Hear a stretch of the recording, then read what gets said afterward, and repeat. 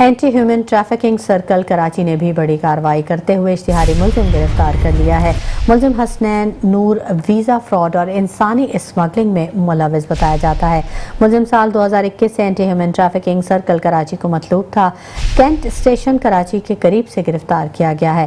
ملزم نے متعدد شہریوں کو سائپرس کے جعلی اسٹڈی ویزے دیے۔ ملزم بیرون ملک یونیورسٹیز کے جعلی لیٹرز بنانے میں بھی ملوث ہے۔ متاثرین سے 19 لاکھ روپے وصول کیے تھے۔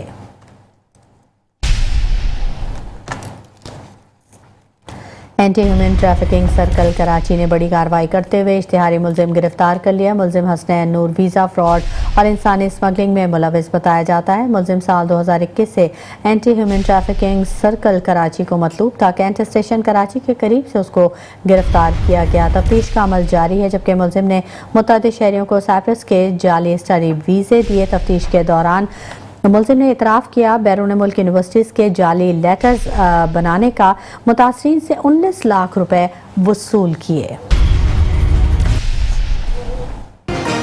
میٹرو ون نیوز، ہر پل کی خبر۔